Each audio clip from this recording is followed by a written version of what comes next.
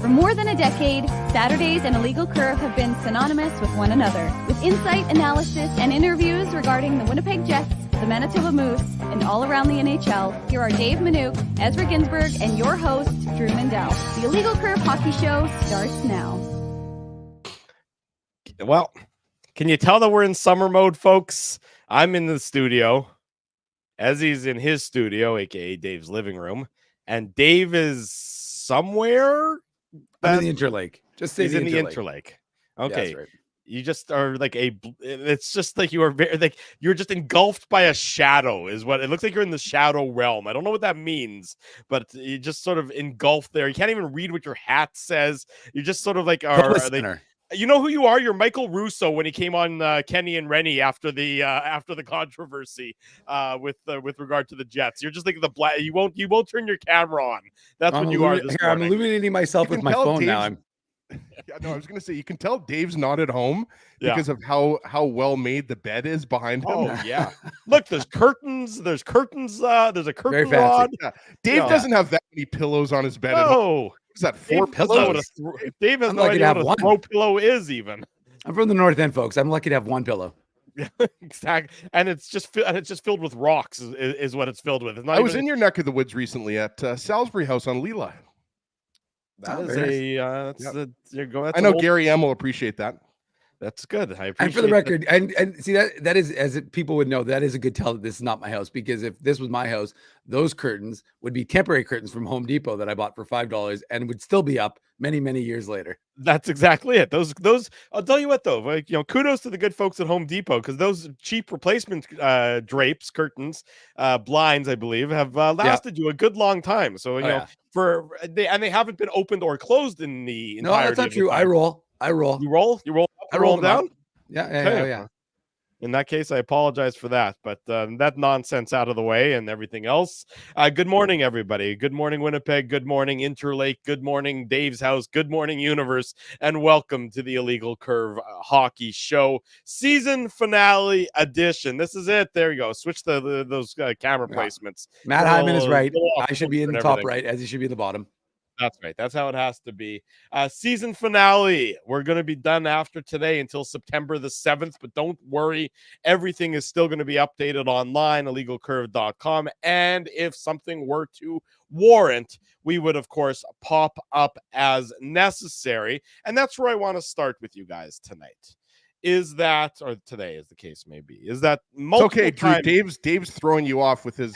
It's as dark as it could possibly be. Whatever romantic getaway he's on right now.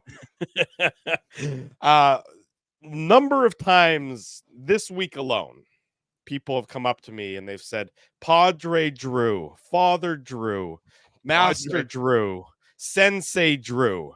Mm-hmm. Tell me. Sherpa Drew. Thank you. Yes. Tell me, are the Jets done? Is there more for this Jets offseason? There's got to be more. And I sit them down and I say, my child, I'm not sure if that's the case or not. It does seem like there should be at least one more move to start before the 24-25 season begins. And they take some comfort in that, and then they bless them a little bit, and they move on their separate ways, of course. What are we listening to? My question to you guys is a similar one. If you were put in that same situation where people are looking upon you for guidance and for wisdom and for the spirit of the soul, do you believe that there's more to this Winnipeg Jets offseason yet to come? Or is this, by and large, going to be the team that moves forward to start the 24-25 season? Well, Drew, you're talking about spirit of the soul. Anybody who's listened to Illegal Curve the last 15 years knows that we're soulless. So I'm not sure how many people are coming up to us for guidance, but when it comes to the Jets, I think people are definitely coming to us for a little bit of chatter, a little bit of optimism, right? I don't know, guys, if there's going to be that many more moves. And I just want to say one thing to get into it quickly, because one of the big, it wasn't a big newsy week for the Jets, but Dylan Coghlan signing the contract, that's an interesting signing to me. And I know that Dave particularly was all over it. Because the Jets didn't make it official until, if you remember, the Jets still had to sign him, right? They acquired him. They acquired him for the nothing, and then they had to sign future considerations. Right. And so he's an interesting guy. And if you remember, and I had to go back and check this, but if you guys remember, his first year in Vegas, he scored a hat trick. He scored his first ever NHL goal. I think it was in his 12th game. And he scored his first NHL goal and then scored a hat trick and then didn't score again for the rest of the year. I think he played like 26 games or something, but he's a guy that, you know, played in the dub with Tri-City, and he was undrafted, but like he was a good player. He put up 50, 60 points in the WHL, and that's nothing to, you know, minimize for a defenseman, right? So Dylan Coghlan, he's a guy who he was good enough to play, you know, 50, 60 games in the Vegas organization, play a little bit in Carolina. And as you know, Dave, he had a good year for Springfield last year, right? So he's a guy that I don't think anybody is saying, I'm not saying Dylan Coughlin's going to be a top 6 defenseman for the Jets. I'm just saying when you throw in Hayden Fleury, now they've replaced, you know, some of that offense that they lost when Kyle Capobianco signed with another team. I forget who he signed with, but their depth. I mean, Dallas, look, they are they're good depth signings, is what I'm saying, and that's an intriguing one to me because, you know, something we talked a lot about last year is that the Jets really didn't have any injuries aside from Ville Heinola on the back end. So if you get into some injuries, it's important to have Hayden Fleury, Dylan Coghlan, these are bona fide NHL defensemen with combined hundreds of games of experience. So even though I won't be surprised if those guys play significant minutes for the Moose, I just think like these are, I think Chevy's done a nice job of kind of restocking the AHL cupboard. And specifically what I'm getting to is a lot of people think there might be this other trade coming on the back end. I don't necessarily see that. I think, you know, Brendan Dillon is the only defenseman that you don't have that was on last year's team. And Dylan Sandberg replaces him on the second pair. And then the way I look at it, it's between Ville Heinola and Logan Stanley for that third pairing left side spot. And we all would give the advantage to Heinola. So then Logan Stanley is your 7th defenseman. And then, you know, you've got Hayden Fleury and Dylan Coghlan as kind of your 8-9, right? So to go kind of back to your original question, Drew, I don't think there's going to be that many major moves. I mean, the obvious one would be a Rutger McGroarty trade or a Nikolai Ehlers trade, but it's so hard to tell if that's going to happen this summer. Well, I would say from my perspective, the Ehlers trade and the possibility thereof at this point to me would be a shocking turn of events. I just don't see that occurring given the comments from Scott Arneal, given just that it's now July 13th. Big trades involving, you know, top 6 pieces generally don't happen at this point. So to me, again, it's pointing at Rutger McGroarty and that unknown situation and the question marks that still are floating around there as where that as to the piece that would be involved if the Jets were to make another move to improve ahead of next year. Dave, sitting there in the dark, you know, do you where are your thoughts on this one?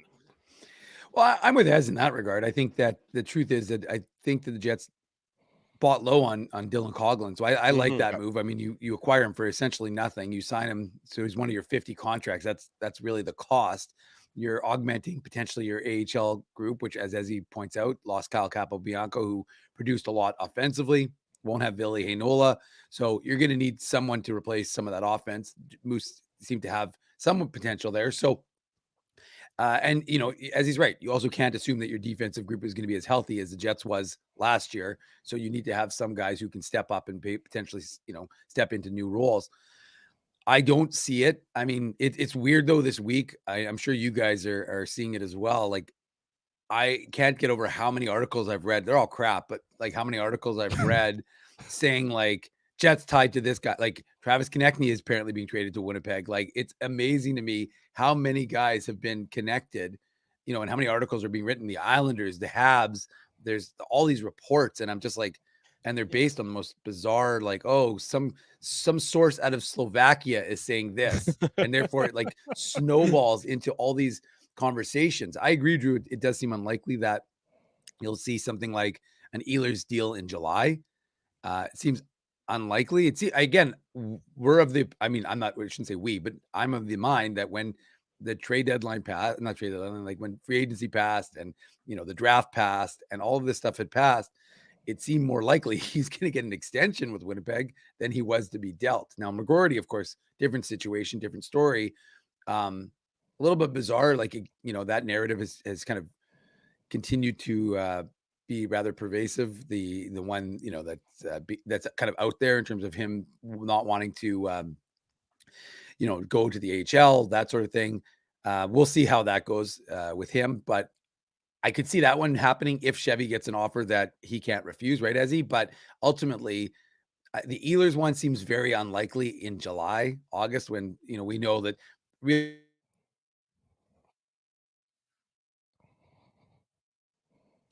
It's possible Dave just froze in the middle of his comment, I think there, Mr. Ginsburg. Yeah, I'm not sure what's going on in the Interlake right now, but Dave is frozen. Yeah, if it's anything like Winnipeg, it's a little stormy this morning, so that might have there was something to quite do with quite it. a bit of thunder. And as we wait for Dave to come back, I just want to go back. I actually think he's never looked better, to be perfectly honest. Frozen in that corner there. I mean, I think that's a good look for him. He does look really good. Yeah, let's just keep him like that for the rest of the show. I was going to say, basically, it's Weekend at Bernie's style at this point in time. He looks pretty stuffed as a mannequin now. Anyways, Dave will maybe or maybe not rejoin us depending on what's happening there. But look, I mean, how much stock do you put into the articles, Ezzy? Don Lucian of The Athletic earlier this week, ranked all the teams in the NHL and how they've improved or gotten weaker since the end of the season. And he has the Jets as the team that has weakened itself the most, or has become far weaker than it was. 32nd of 32 teams in the NHL, according to his rating scale, and whatever stock you put into his rating scale. Kind of harsh. Is can be debated, but he says that there's no team that's had a worse offseason than the Winnipeg Jets based on his comments. There, you're back. Has he seen what Buffalo's done? Well, I mean, he's got his rating scale. He plugs the numbers in and he spits out a formula. Yeah. And again, I'm not. No, I like Dom. I like Dom. He's a talented guy. I mean, I don't put any stock into that, to be honest with you. I mean, it goes back to what we said before, guys, right? Like, the only real significant piece that you've lost from your roster that wasn't a trade deadline acquisition is Brendan Dillon, right? Like, yes, you didn't re-sign Sean Monahan or Tyler Toffoli, but you didn't have those guys for the majority of the season, right? So, I mean, if those guys aren't on the lineup, Cole Perfetti and David Gustafson are in the lineup. And that's the way I look at this year's team. Like, Cole Perfetti, I'm expecting big things. I think Dave and Drew are expecting big things. Most Jets fans are. I think last year there were some serious growing pains with Cole Perfetti. I don't expect to see Cole Perfetti as a healthy scratch next year. I don't see that based on his pedigree, right? I think he's going to take a step forward. I think obviously, you still have some concerns about that right side, but I got to tell you guys, I was thinking the other day, like, Ville Heinola and Neil Pionk, if that's your third pair, because I do think Colin Miller can play second pair minutes. I really do. I think he's done that before. I think it's been a long time since he's done that, though. Well, I mean, yeah, sure. But I mean, I'm just saying, like, if your options, Drew, are between Colin Miller and Neil Pionk, and Colin Miller's playing better, I think you play Colin Miller on that second pair with Dylan Samberg. All I'm saying is that if your third pair is Heinola and Pionk, because let's be honest, guys, Heinola is going to need to be sheltered next year a little bit. Like, I realize he's, a first-round pick, and a lot of Jets fans are excited to see what he can do next year. But Ville Heinola is not going to step right into a second pairing role. It's just not going to happen, right? So I think that the defense, even though, look, the Jets' defense is not perfect right now, but I do think the Colin Miller signing, I do think was one of the most underrated signings. This is a solid NHL defenseman that we can debate whether he's a second pair guy or a third pair guy, but he's a bona fide NHL defenseman. So he fits in there on the right side, right? So I think that, even though you might have some concerns about 2C, I don't have as many concerns about 2C as other people do, because whether you have Cole Perfetti or Vlad Nemesnikov in that role, I mean, look, like, some people think that the Perfetti is better suited as a winger at the NHL level. I still think that the Jets and Perfetti want him to work as the 2C.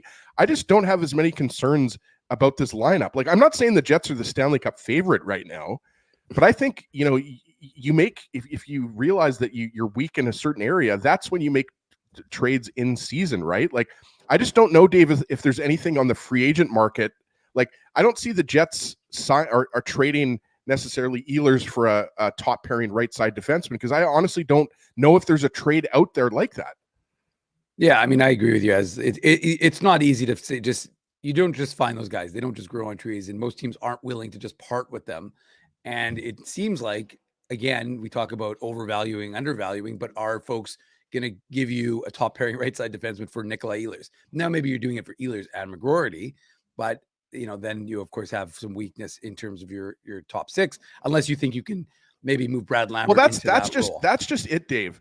I think it's obvious to everyone that trading from a position of strength to address a position of weakness on the right side, Ehlers for right side defenseman, like we always go back to the Ryan Johansson for Seth Jones, that type of trade, way right? back. That was going way back. Obviously, that didn't work out for either player because both of those players have had a pretty steep decline in their careers, right? Yeah. But I mean, at least Jones got paid in Chicago, right? So can't fault him for that. Yeah, but Johansson got paid too, just bounced around. Johansson got paid, just not as much. Yeah. But I think that's what I'm looking at, Dave. Like, you take Ehlers out of your top six and bring in a right side defenseman. Now your top six, then I'm concerned because you've lost now your most impactful player at even strength. You've lost your fastest player, a guy that can score 30 goals, 60 points or more, right? Mm-hmm. So that's why I think the roster as it's constructed is definitely a playoff roster. But I definitely wouldn't say that this roster is better than it was last year because think about it. Prior to the trade deadline, the Jets had to acquire Tyler Toffoli to address a perceived weakness in their top six. They had to acquire Sean Monahan to address a perceived weakness up the middle, right? So I would agree with Ezzy. I would agree with you that the forward group is not where my concerns lie. I mean, the forward group has this very similar depth than that it had as last year. I do also believe that Cole Perfetti is even going to build upon last year, and certainly with Scott Arniel instead of Rick Bowness as the head coach, I think that'll be a boon for Cole Perfetti, I believe, as well. So I think that again, not necessarily the top six or the forward group at playoff time, but the forward group at the start of the year, or the October, November, December forward group when the Jets were clicking and playing some of their best hockey, I think is still there. I'm just wondering if we're maybe underestimating the impact of the changes on the back end.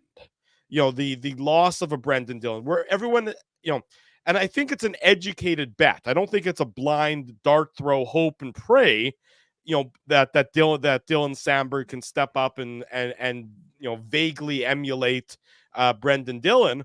But, if it's a steeper learning curve than we're anticipating, or if Billy Heinola / Logan Stanley can't step up and seize that job, or things of that nature, if there still continues to be struggles, if the Jets defense isn't ready to go like they were last year, and if they're not healthy like they were last year, I wonder if that's not going to cause a steep drop for the Winnipeg Jets. Forward group, that seems like it's going to be fine based on the talent that is obvious. The defense, I'm wondering if we're not putting enough stock in the in the jump up for Dylan Samberg from relatively sheltered third pair to top 4 minutes, Dave. No, I don't think there's any question. I think that to me is 100% the biggest concern with the Jets is the defense and what your group is going to do. But at a certain point, you have to have faith that you've developed these guys and they're ready to take on that role. We've often said that Dylan Samberg is going to be a top four guy in this on the left side. So this is his chance. I mean, he's a big guy. He's not Brendan Dillon, but we think that he could become that eventually. And you have to give those guys that growth opportunity. So, I mean, you pair him with, again, I mean, I've said this for a long time. If you were able to acquire that right side guy, and then you have Dylan DeMello paired with Dylan Samberg, I think you're talking a really good pairing. We'll see. I mean, I'm with Ez. Colin Miller, I think, is a sneaky good signing by the Jets. Yeah, I think he's going to be. I think he's really good on your third pairing, obviously, and we'll see if they, in necessity, pushes him into that second pairing role. But yeah, you definitely have an absence. You definitely have a more of a weakness. And I mean, look, Billy Heinola, one of the things that we talk about in terms of the puck, he's getting the puck out of the zone. Well, Billy Heinola, we know, can do that. He's got a good first pass. He can skate the puck out of there. And so that's one of the things that the Jets sometimes were lacking a little bit, right? So yes, absolutely. We know the goaltending is going to be the same. roughly. We know that I still think forward- Pionk will get the way the roster's constructed, Dave. I still think Yeah. Pionk gets top 4 minutes. By the way, No, I agree. I No, think no, Scott Arniel probably his thinking is I'm putting the veteran Neil. Well, I mean, it's funny because Sandberg's 25 now, right? So like, I know. I don't know if we're calling him a veteran anymore, but he's let's say younger veteran because Pionk is 28, I believe now, right? So I think Sandberg and Pionk is probably like, if I had to make a guess what the opening night roster would be, it would be obviously Morrissey, DeMello on your top pair, Sandberg, Pionk, and then you've got Heinola and Miller because Miller is that veteran, very smart defenseman, and he pairs well with Heinola. He pairs well with Heinola, and then Logan Stanley is your 7th defenseman. That's the way I see it right now, and I know a lot of people are underwhelmed by that, but really, I mean, it's the same group as last year, except you're bumping up Sandberg to the second pair, and you're inserting Heinola. And Dave has watched Heinola much more than I have at the AHL level. I've watched him a little bit, and I know a lot of Jets fans have. I think Heinola is absolutely ready.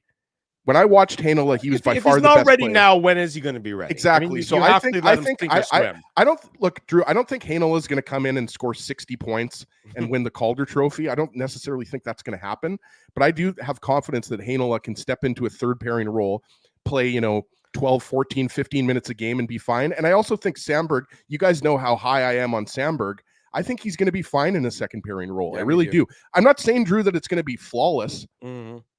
And I think you make a good point. Like, should we have some concerns if, the Jets are now really young on the left side and they've lost. Brendan Dillon is a really solid defenseman. There's a reason why the Devils snatched him up, right? Even though he's 33, 34 years old, I mean, Dillon was a sought after commodity. He's still a really good defenseman. So do I think that, a couple years from now, his play is going to decline? Probably, because that's what happens with defensemen. But I'm not as concerned about the Jets defense as some people are. I don't think it's the best group in the NHL, but I still think I would say it's like, above average group of defensemen. Above average is a stretch to me. I think there's so many, the number of question marks on the back end is what leaves me, is what gives me pause. It gives me pause regarding the Jets, how the Jets are going to begin the season. And we talked about this last year that, a win in October, a win in November, a win in December counts the same as it does, later on in the year. And the Jets really made bank. That's where they really did their best, their most damage was early on. Yeah. And now if they have those growing pains, in October and November, as they're trying to acclimatize some of these younger players to the NHL level, I just don't know that those growing pains might be more costly than we expect. I mean, that's where the Jets just, were at the top of the league and the top of the Western Conference. And then, of course, there was diminishing returns later on in the year, but they were already home and cool and relatively, free at that point in time when that happened. It's going to be much more of a battle, and the Jets are going to have to scratch and claw more next year than I think they did this past year, simply because of the adjustments and the time it's going to take to get some of those players. Doesn't it? And also how much better the Central Division is. Oh, Central Division's way better. Way better. Look at Utah. I don't think anybody thinks that Utah is the best team in the Central Division, but now they've improved significantly, especially on the back end, right? Yeah. Bringing in Sergachev, bringing in John Marino, right? Everybody knows that Bill Armstrong has been active, right? But then you also look at Nashville. I mean, Nashville was a pest in the Central Division last year. Remember the run they had in the second half of the season, right? Yeah. Chicago. I think Chicago still stinks. Chicago's not making the playoffs, but look, they brought in Alec Martinez. They brought in TJ Brody on the back end, right? Like they brought back Teravainen. They have Teravainen. They're actually not a joke anymore. I think Lauren they're going to win more games. Net. Yeah, Lauren Brossoit net. So I think the Tyler Jets, Bertuzzi, they have more talent on their roster. It's going to be tough for the Jets to, based on the way the Jets roster stands now, I think it's going to be tough to hit 110 points. I still think they're a 100-point team all day long. I think they make the playoffs all day long, but I just don't think that they're necessarily going to be competing for first in the Central based on the fact that they just haven't gotten that much better.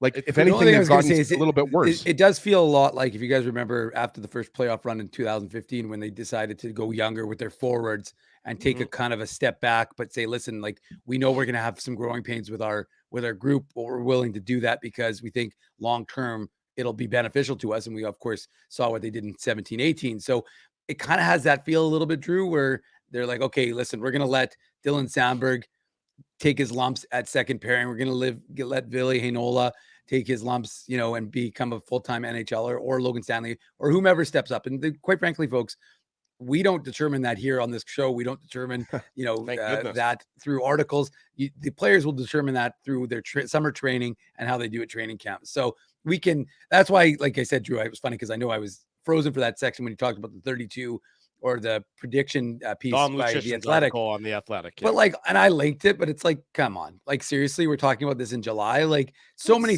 different factors can happen. No, of course. But I'm just saying, so again, like I said, there's so many factors. We'll see what guys look like Ville Heinola. Nobody expected Ville Heinola to be as good as he was coming into last year's training camp, other than maybe if you listen to his media availability at the end of the season, when he said, I'm going to have a big summer. But my point is that guys will have good summers. We'll see if they're ready to take the next step and become that everyday NHLer.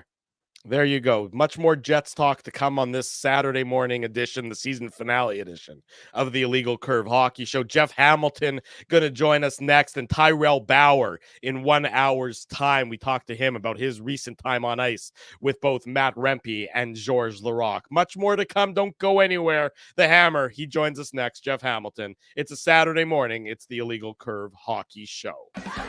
Keeping Winnipeg laughing for over 30 years.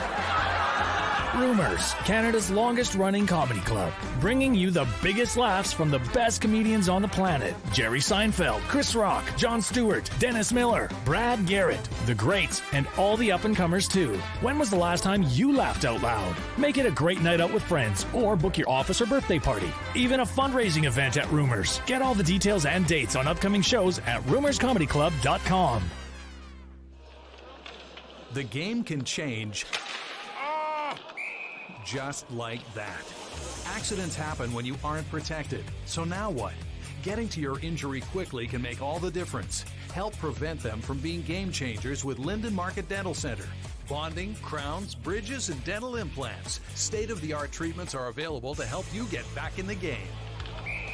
To learn more, visit lindenmarketdentalcenter.com. Creating smiles for life. It's all over, folks, and the run has come to an end. You'll be so far away. A Canadian team hasn't won the Cup in over 30 years. And the Cup will stay south of the border. Maybe it's time we try something different. This playoff season, let's cheer with the fans we've always cheered against. Team up for the Cup at Boston Pizza. We did it again! You're on fire, man. There's power in a handshake. After a great game or great deal, it shows professionalism and respect. Two qualities Zappia Group Realty take pride in. You don't build a business where 95% of your clients are referred by others without honesty, integrity, and total dedication to client satisfaction. To sell your home for more in less time, shake hands with Frank and Mauro Zappia of Zappia Group Realty. Get started at ZappiaGroup.com.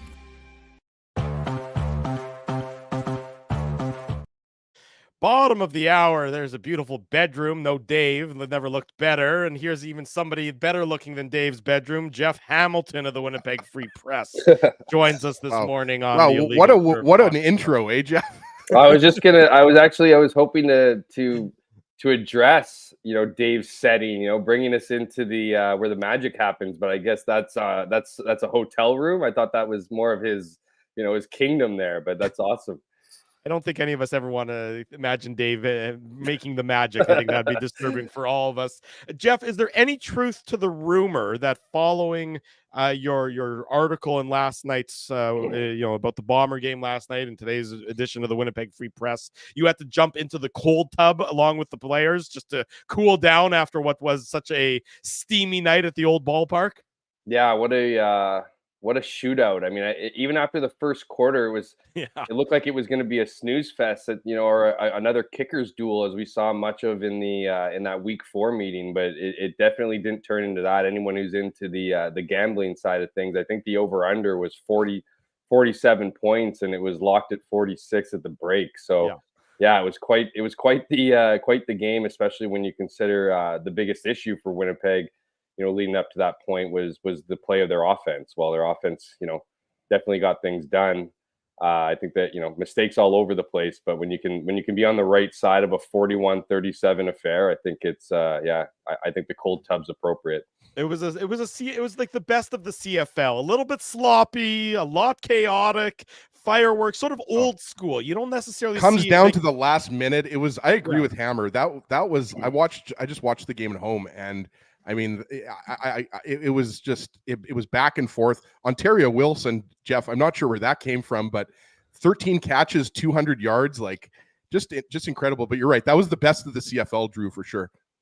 It was one of those games where like something weird happened like every 5 or 10 plays. It was just like whether it was just an odd penalty or just a weird moment in the game. It just felt like it was trucking along. And as for Ontario Wilson, I mean, I guess that's what Mike O'Shea was referring to when he was talking about all that talented, rookie receivers that he had that we hadn't seen. It was interesting because, I mentioned Zach Collaros, 2 weeks ago against Calgary, didn't even look in Wilson's direction. And in this case, I mean, I think guys, I think it's probably an early proclamation, but we might have, the Bombers' number one target because it was, it was 201 yards, it was 13 catches, and they all look crisp. Like it was just, it was like this was a guy who was dialed in, and that's great news for the Winnipeg Blue Bombers because when you have Kenny Lawler, probably returning in a couple weeks, and Dalton Schoen, who will be out for the rest of the season, you need someone to step up, and wow, did Wilson step up in a big way. He certainly did. We won't talk about the porous defense that the Bombers demonstrated, but it was certainly an entertaining game last night. One of the better ones in recent memory that comes to mind. So many of the Bombers' victories over the last number of years have been one-sided affairs, which is nothing to apologize for at all. But a back and forth, old style 1980s shootout sort of felt that way last night and was definitely entertaining. Jeff Hamilton of the Winnipeg Free Press, our guest this morning here on the Illegal Curve Hockey Show, and of course we would touch on the Bombers, but primarily we brought you on to talk about the Jets as we do on the show, Hammer.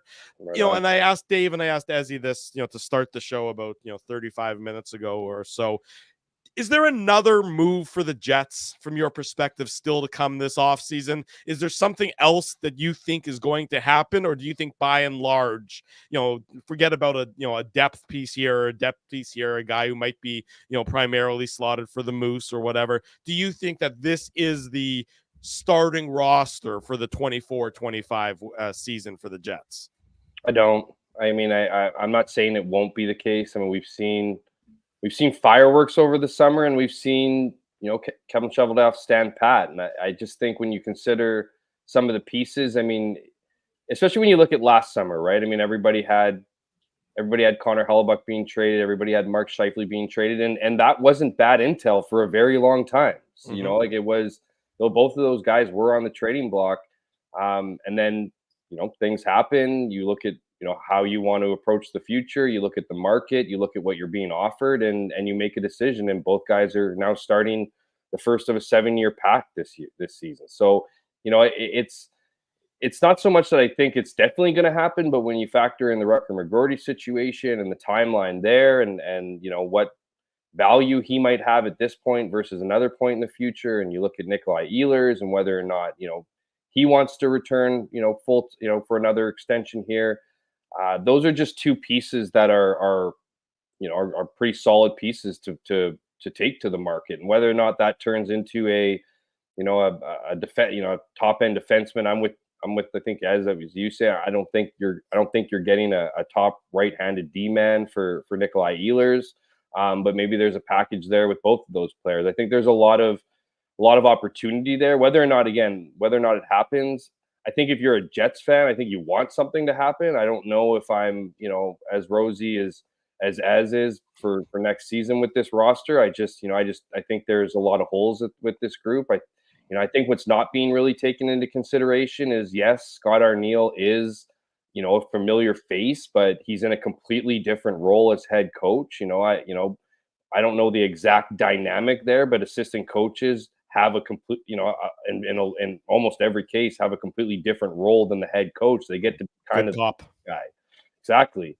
And so we'll see what happens with that. I mean, Brad Lauer's gone, so it's not like it's the same coaching staff coming back. There's new faces. There's two members of the staff. How is that going to gel with the players? Like how much coach? What is the Rick Bowness effect? And with him being gone, what does that mean for this group? So I just, I think you need to bring in. I don't think you need to necessarily make some big splash. I think the Jets, you look at what they were able to accomplish last year. I mean, they are bringing a lot of that team back. You're expecting guys to, take that extra step. Obviously, guys like Cole Perfetti, even guys like, Gabriel Velarde. I mean, you want them to continue growing in their games and evolving. Dylan Sandberg, there's, almost everybody on that roster really has the ability to take an extra step. So, I think if you're factoring that in, maybe you go into the season and address or assess then and see what you might need after that. But I do think, if you're going to compete with the top end teams in the Central and top end teams in the West, I just don't know if it's the roster you're looking at today and thinking, okay, this is a team that's going to battle for top spot or even in the top, few. Hammer, you mentioned Perfetti there, and I think last year you would agree was an up and down year for him. I don't think anybody really necessarily expected, and I guess, our expectations should be different for younger players, but I don't think people necessarily expected Perfetti to play so well in the first, 30 or 40 games and then struggle so much in the last 40 games, right?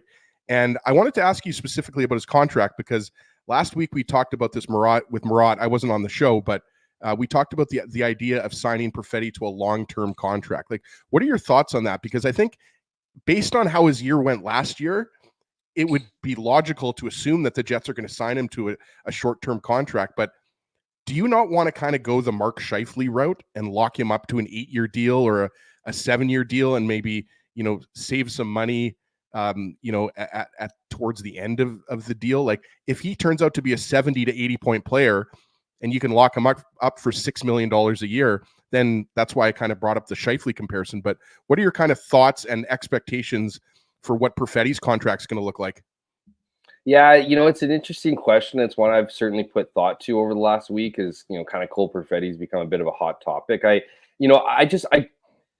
you're the Winnipeg Jets, I mean, you'd want to lock him up to a long-term deal at the value he has right now. I mean, if you're Cole Perfetti, why would you ink a long-term deal? And I mean, are we really looking at Cole Perfetti as a $6 million a year player on an 8-year term right now? Like, is that, would that be a slam dunk deal for the Winnipeg Jets? It sounds like a pretty good one, but I don't know. That's also a lot of money, to invest in a player who still has, a lot of growing to do. And if I'm Cole Perfetti and I believe that I'm obviously capable of more than I've contributed, I'd take the bridge deal, and then I'd look at what the future goes. I just don't think it makes much sense for Cole Perfetti to negotiate with what he has right now. I mean, this is a guy who, couldn't get into the lineup at the end of the season, was still hovering around a 20-goal season, right? I mean, that's 19, a pretty 19. And and that was, if you look at it, I don't know the exact stretch of games and the exact amount of points, but I mean, you can look at it, something like 50% of his points at least were done over like a 2-month stretch, right? Like, he kind of was playing out of his boots. So do you, as the Winnipeg Jets, I mean, these are all the things you take into consideration. Are you worried that he's going to be a 30-goal scorer next year with the opportunity that he gets, right? I mean, and then you start talking 30-goal seasons, you start talking Kyle Connor figures, right? And then, do you want to, but if I'm Winnipeg right now, if I'm looking to lock him up at a long-term deal, I think I'm starting fairly low. Like, I'm looking at 5.5 for him for a long-term deal. And I think that, he might look at that and scoff, but he might look at that and go, wow, look at my career so far. Like, and this is kind of the situation that Mark Scheifele was in, but Mark Scheifele was rising. Mark Scheifele was being considered one of the best centermen in the NHL at that point in time. Like, obviously a disgraced name right now, but Mike Babcock at that point in time was, the lead, was coaching Team Canada, was obviously the coach of the Toronto Maple Leafs, and he referred to Mark Scheifele as one of the best, centermen in the league. And so, I think Mark would have been kicking himself for signing that deal, because had he bet on himself, he'd be making a lot more. Now, is Cole Perfetti in that conversation? No one is looking at Cole Perfetti. No one is even looking at Cole Perfetti as a centerman, period, let alone one of the top centermen in the league. So what is his value at this point? And if you're the Winnipeg Jets, you're looking at him and you're believing there's good things to come. He's a good kid. He's not bringing you any trouble off the ice and all those things. So maybe you do want to lock him up at a team-friendly price. But again, I go back to, if I'm personally Cole Perfetti, and especially when you look at the opportunity that's staring at you this season, I know it was very much the same kind of conversation going into last year, but it doesn't look, the Jets need him, even more than they needed him last year. And so if you consider all those things, and if I'm Cole Perfetti, I'm banking on myself, gambling on myself. You also have to take into consideration that he's had a lot of injuries, right, so far in his career, and that really does scare people. And I think that, again, that was a situation with Mark Scheifele. I think he was worried about the years it took him to get into the NHL, and then you're staring at a $50 million, and you're not extrapolating that over 8 years, and you're not taking into consideration what guys in your value are making or are going to make down the line, and you want to lock that in. And I think that probably is a fascinating situation for Cole Perfetti this offseason, is to really have that courage to believe in yourself and know that if you can put in what you believe you can put in over the next years, the numbers probably starting at a lot higher than 5.5-6 million a season. Jeff Hamilton, our guest Saturday morning. It's the Illegal Curve Hockey Show, live on all of our social media platforms. Jeff, before the Jets acquired Sean Monahan last year, they were 30-12-5. It's a pretty good record. They didn't have a 2C. We were talking about the 2C situation, and everybody's panicking this year. They don't have a 2C. They did pretty well without the 2C, and then acquired one that Drew's mentioned that, you don't need to necessarily go in. So do you think that situation is maybe a little bit being overblown? Because look at how Winnipeg did last year without that 2C. There was nobody in training camp. And again, there was uncertainty. Would it be Vlad Domestikov? Would it be Cole Perfetti? Maybe Gabriel Velarde? But instead, you see what the Jets were able to do last year without that 2C in place before they acquired Sean Monahan. I think if you're Jets management, you might not be as freaked out that you don't have, the depth that you want down the middle. We all know how important it is, center depth. I mean, everybody who has it brags about it. Everybody who doesn't have it talks about how they want it.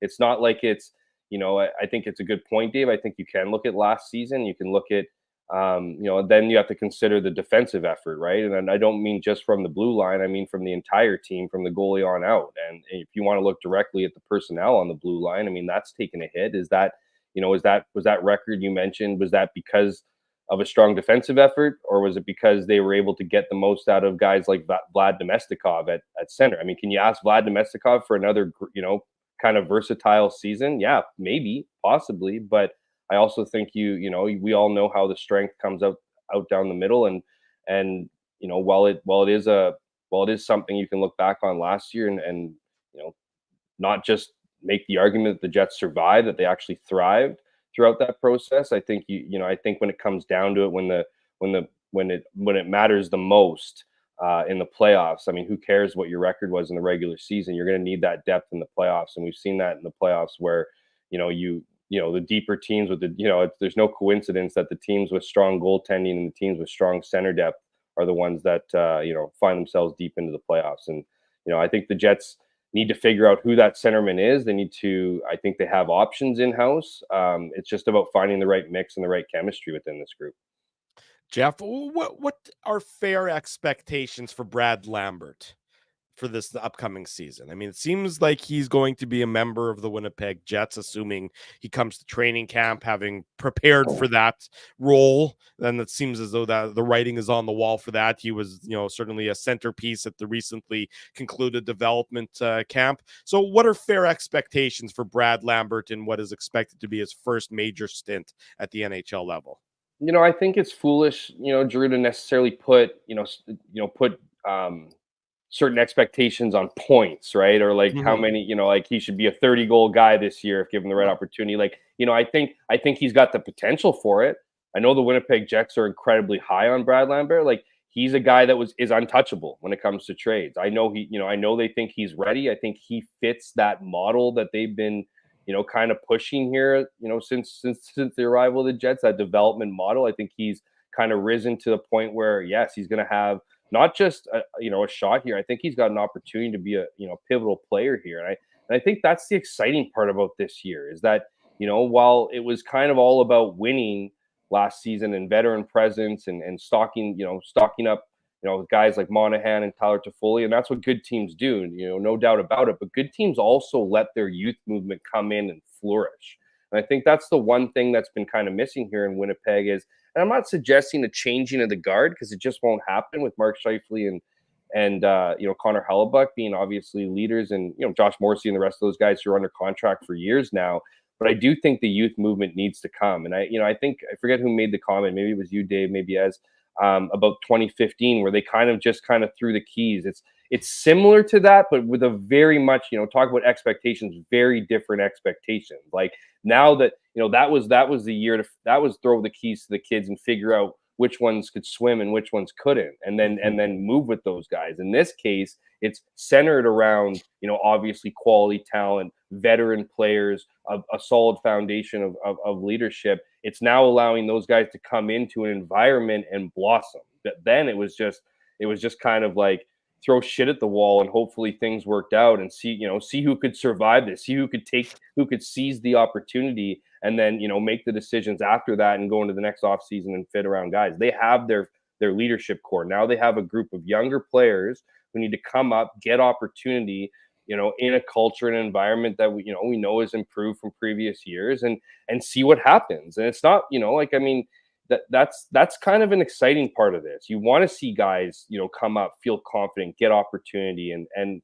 maybe that's what makes this whole Rutger McGroarty situation, kind of sad, extra sad for fans, is that kind of feels like it exists right now. And I think it's just one of those things where I just think there's, you hear this big opportunity. I think it's a massive opportunity for younger guys to come in and just impress. I think they're waiting, there's not a lot of, top, I don't want to say not a lot of top end talent, but they don't have, the Jets don't have that, Nathan McKinnon, Connor McDavid, Leon Draisaitl kind of caliber. They have guys who are talented and skilled, but I think you look at like guys like Chiprikov and Brad Lambert, and I think those guys could bring some top end talent. So I think the future is bright. I think for fans, and for the organization, they want that to come sooner than later. And I think this is the year where we're really going to see an honest look at some of these guys that have been seasoned in the AHL and other places for the last few years.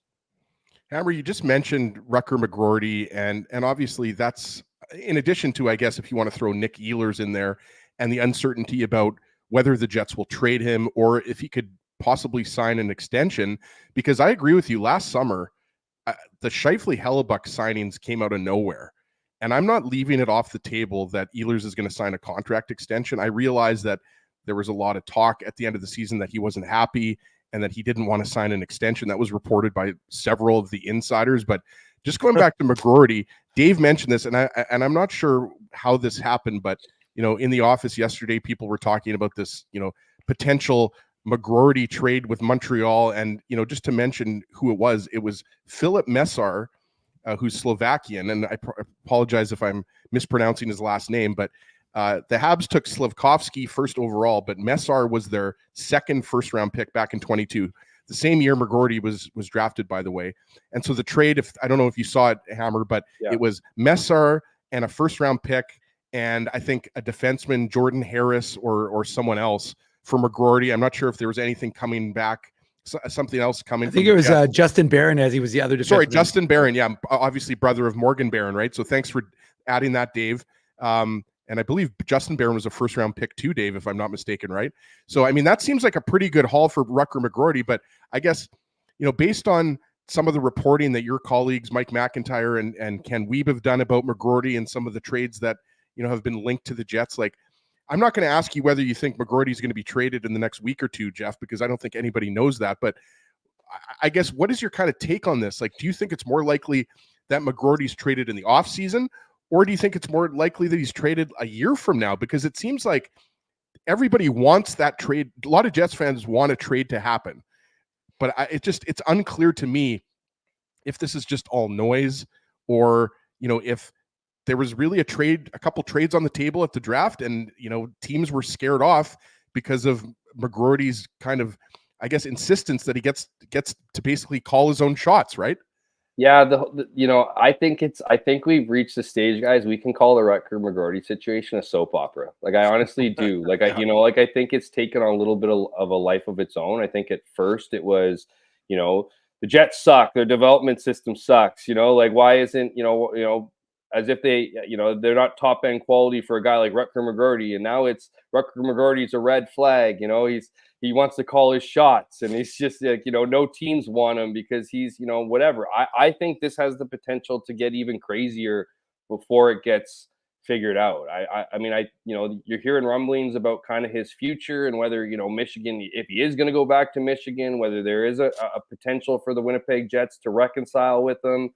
It's just an odd situation. And whether or not, I think when it comes to a trade, I think the ideal time for a trade would have been at the draft, and it would, that was kind of, you would have been able to figure these, get this thing off your plate, get it away from you. Because I think it's one of two things. You either wanted to get, figure it out, get a good trade, get good value back so people aren't talking about it, or try to find some way to reconcile, right? Because we know the Jets care about optics. We know Jets care that, this is a guy that they viewed as someone who could be not just, a contributing player, but potentially a leader, maybe even a captain of this team, right? Like, that was the narrative coming out of development camp last season after, Rutgers, great year with Michigan and of course the U.S. development camp and whatnot. But like, I just, it's just so odd to me. And, it's one of those things where, the truth lies somewhere in the middle of all this. I'd love to know, like,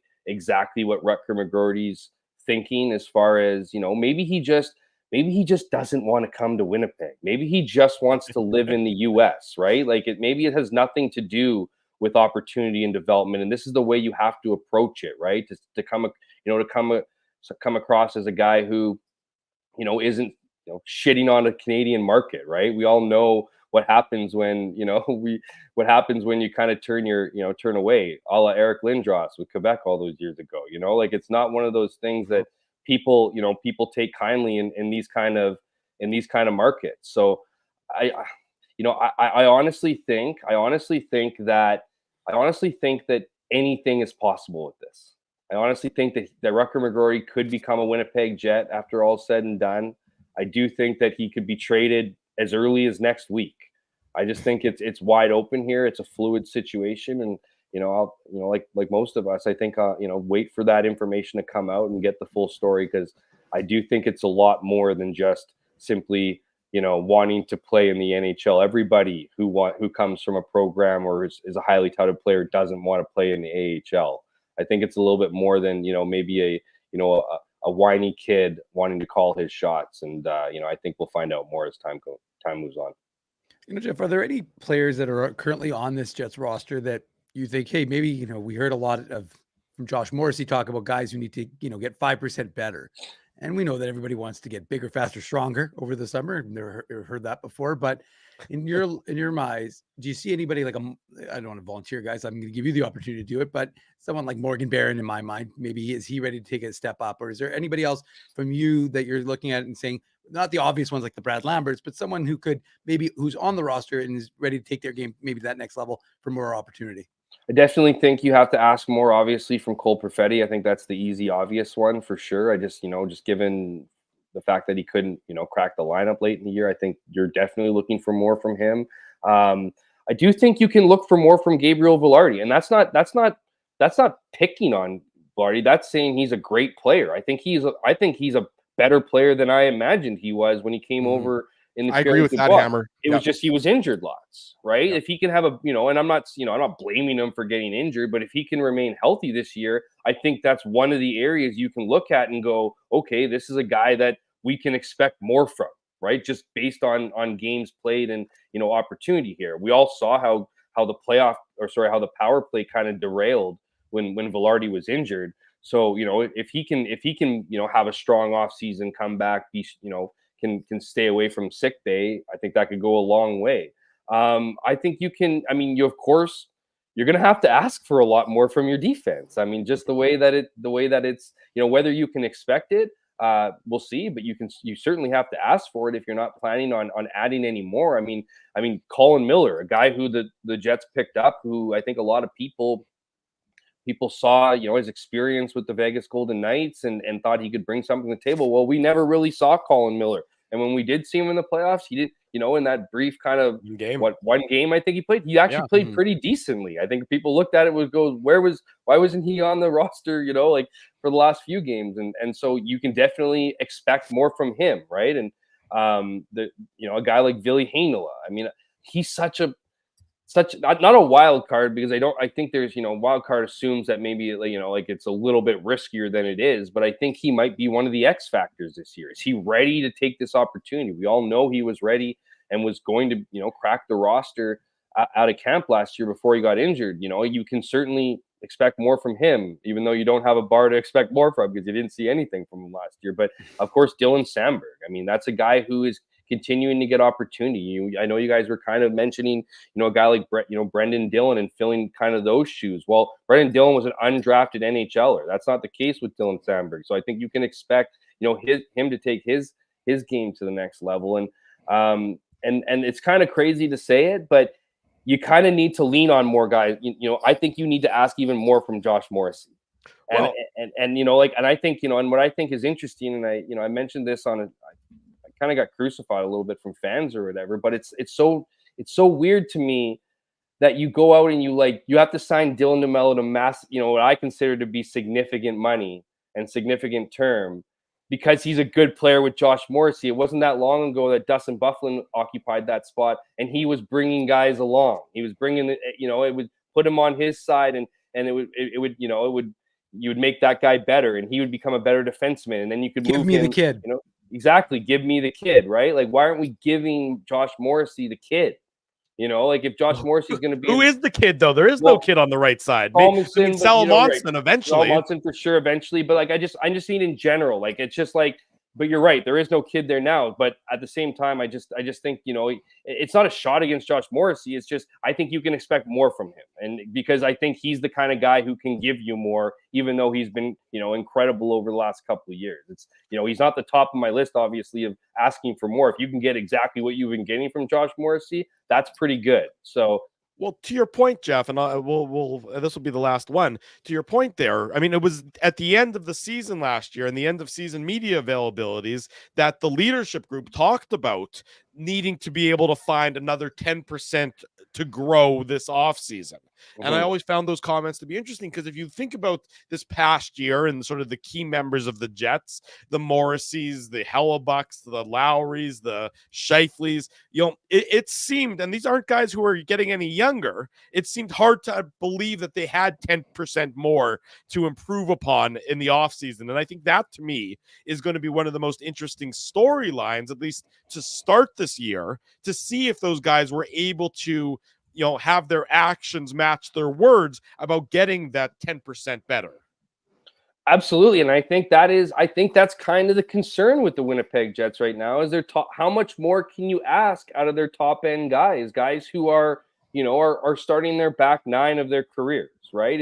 Can you expect Mark Scheifele to get better and better every year? I think if you can get what you've been getting from him, particularly last season, you're laughing, but I don't know if you can expect more. Maybe you can. I think Mark Scheifele is the kind of guy who will expect more from himself, but whether or not you can get that out of him, we'll see. I mean, the same thing for Kyle Connor, right? I mean, Kyle Connor's a guy that, he's such a weapon, right? I mean, he's a guy who can change his evening in literally one shift, it's just, he's that kind of skilled player, but you need more consistency out of him. There's far too many occasions last season where he was just whiffing his stick, where his defensive side of his game just wasn't where it needs to be. So I think you can certainly ask more from him. Whether you can get more from him, we'll see, without kind of giving up some of that offensive prowess. But I think this team has a lot of pieces that you can be excited about. I also think this is a group that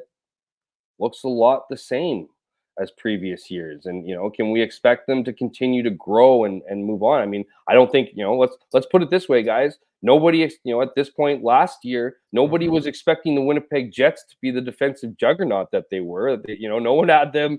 I don't think anybody would have had them in their top 20 for the Jennings Trophy. And, certainly got a lot out of Connor Hellebuck. So, I think, again, there's a lot. Like, can you match that? Like, is regression on its way? Like, it feels like regression would be naturally on its way with all these moving pieces.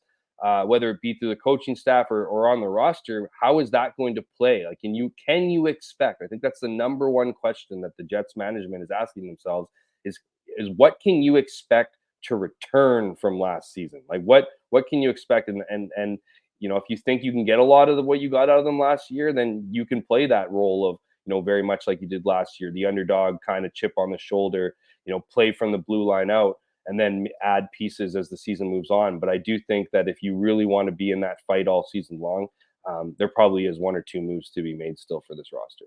What's coming up this week on CFL 110, Jeff? Tell the audience, what can they look forward to on CFL 110 and in your writings in the Free Press?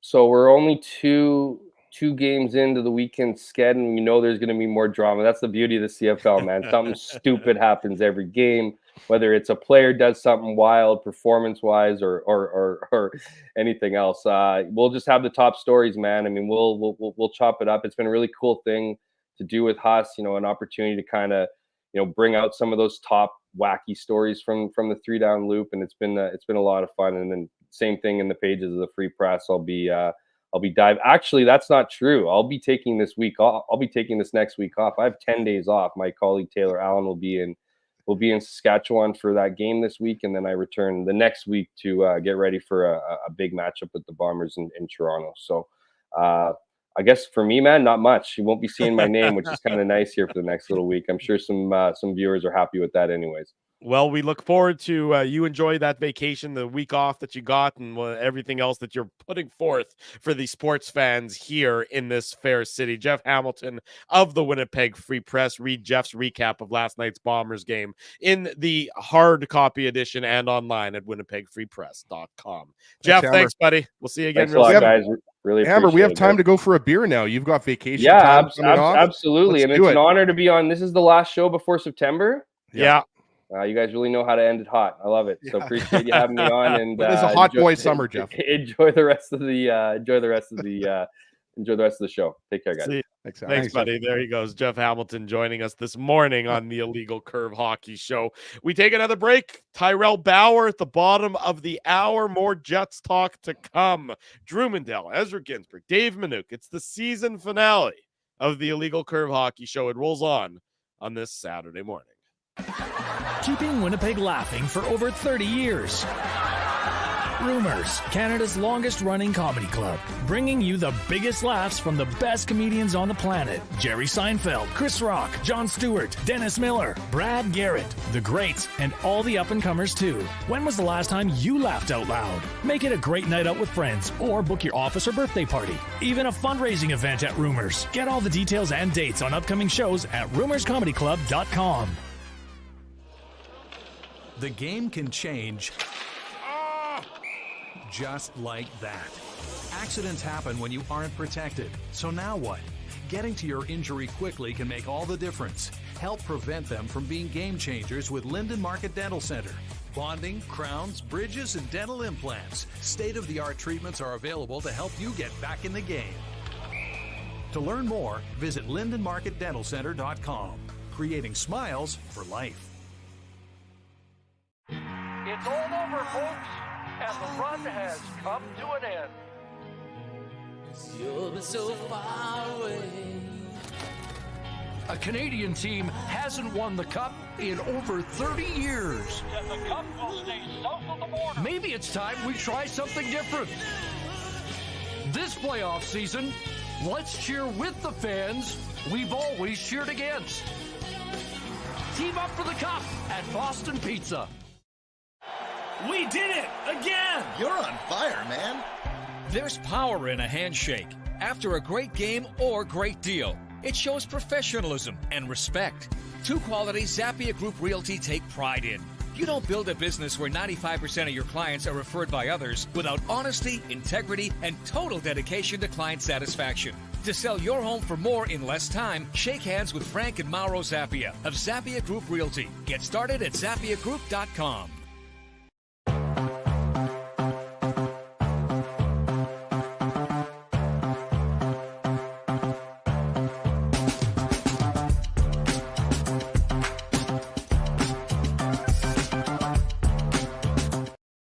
Big thanks to Jeff Hamilton for joining us this morning on the Illegal Curve Hockey Show. We're back. Hour number Dave, 2 you okay of the there? program. Yeah, why? I know there's a lot of, you hear a lot of chair moving there. I'm not sure where, like, I don't know. I don't know what happens at that romantic getaway. So I'm not sure what other rooms there are, if there's themed rooms or what's happening. What do you mean? We're just in the Interlake. What's the big deal? I don't think it's not a theme room and a theme We're not at hotel. I don't think it's a pretty fancy room in there. You're with the drapes and the lamps. As I said, I'm from the north end. Mood is right, Dave. Drapes are definitely a little fancy for someone like me, but what else? Yeah. As long as our StreamYard, I keep using them to like whenever I got dirt, like spaghetti on my face, I just use it to clean my face. It's all good. You use the drapes to do that. Yeah. Oh, that makes sense. That's good. Drew, I was just expecting if Dave was going to do the show from there that he would have his silk robe on. I was going to say maybe a pipe of some sort. Really go full on grotto, Hefner in the grotto look for it there, Dave.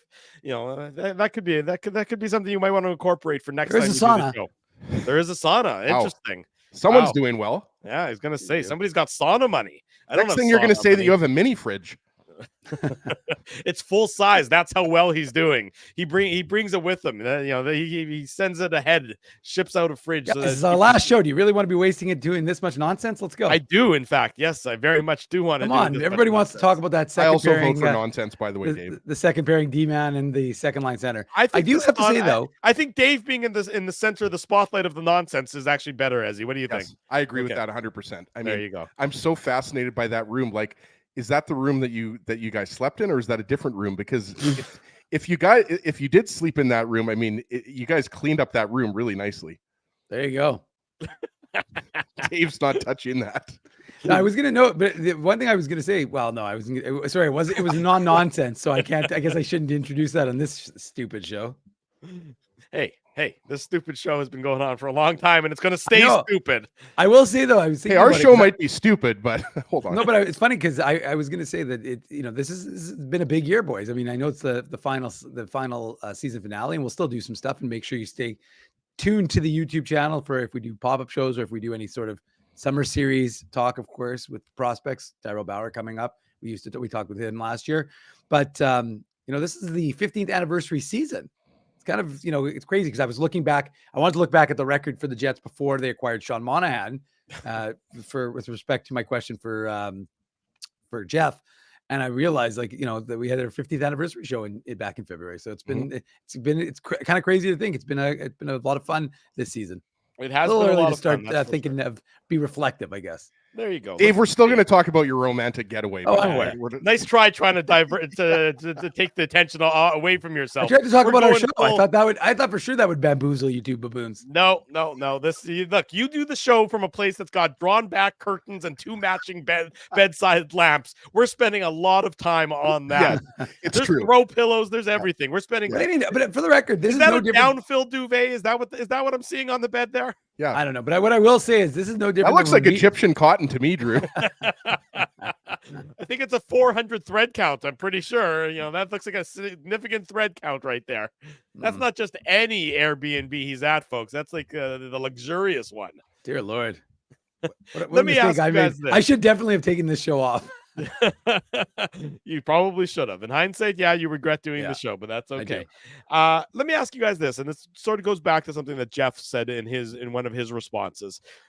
The idea that we don't really know what Scott Arniel, head coach, is going to look like, and what impact that's going to have on the Winnipeg Jets. The bamboo sheets, by the way, as Doug had up on the screen there. I think my wife and I use bamboo sheets, and those are pretty good sheets, let me tell you. So if you're looking for a different what a surprise. Fancy tuxedo comes from nowhere.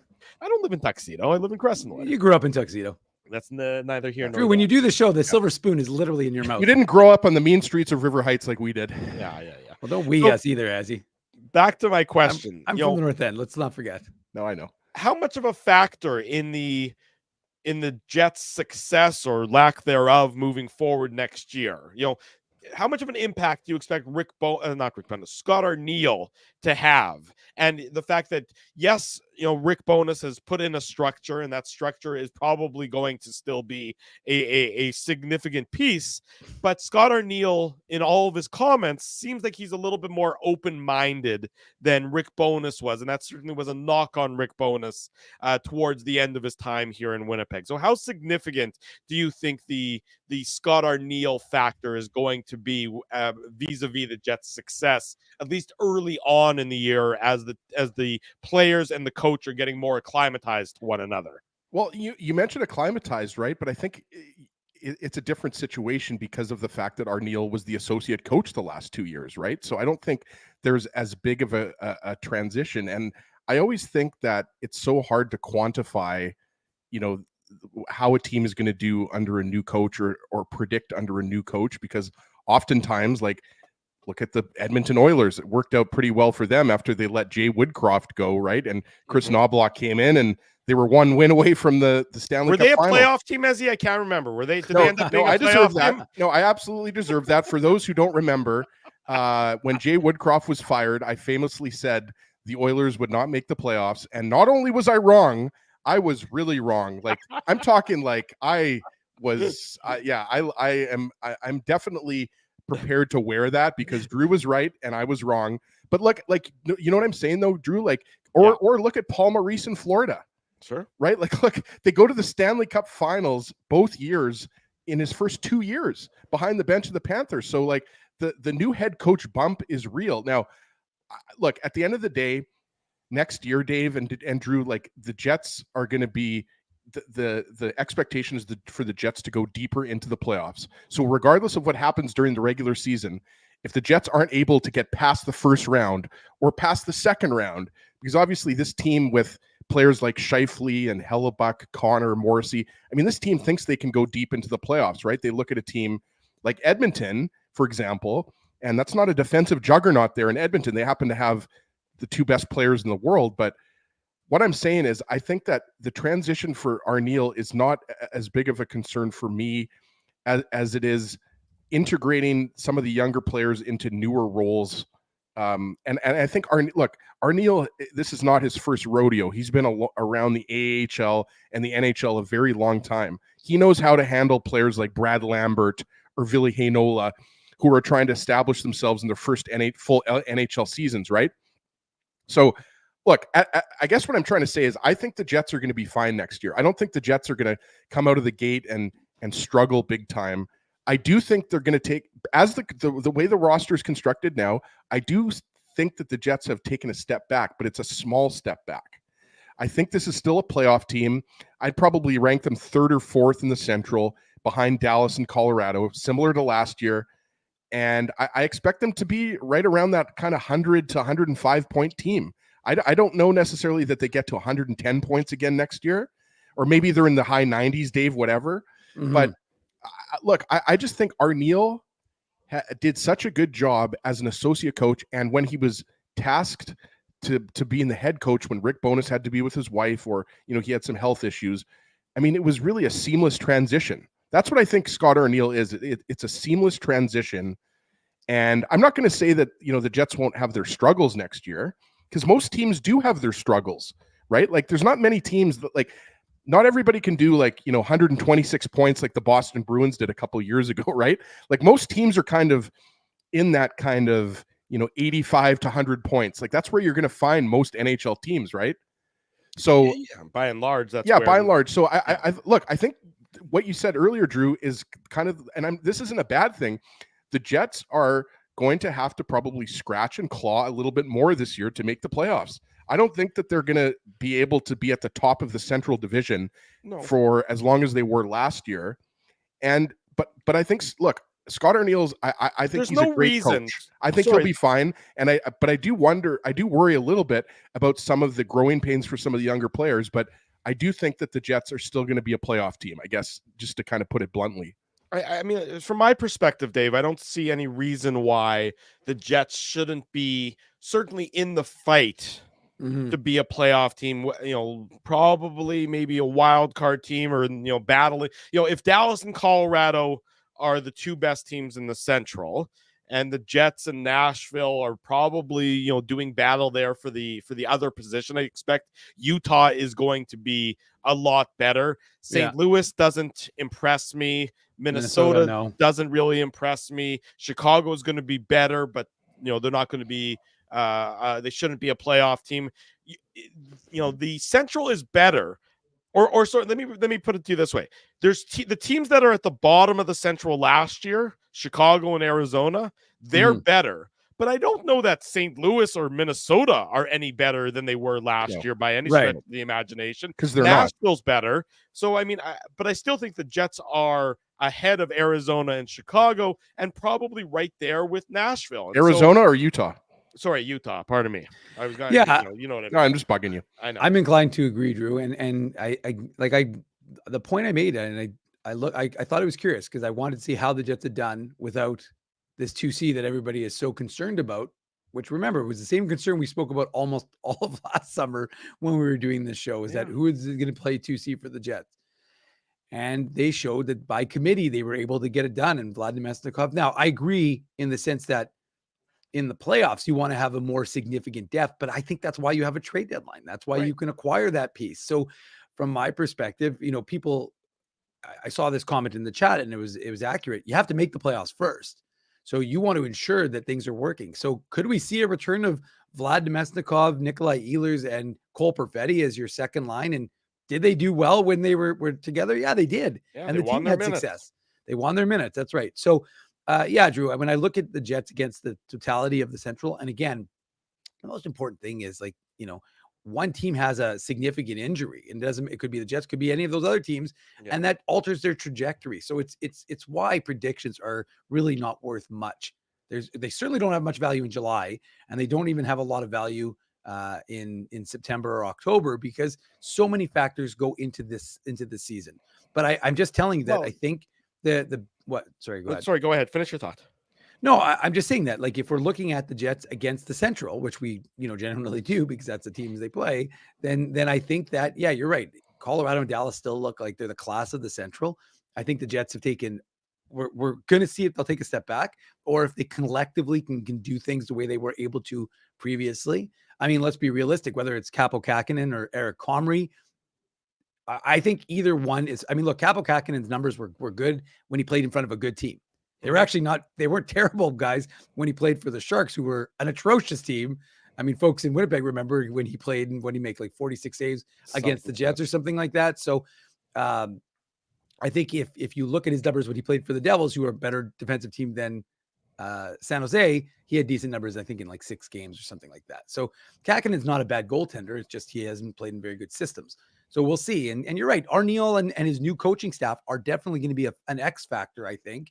And I agree with that in the sense that it is a pretty seamless transition. He knows the systems, but you hope that from his point of view, what he's going to do is he's going to evolve. And Rick Bowness had his tendencies, right?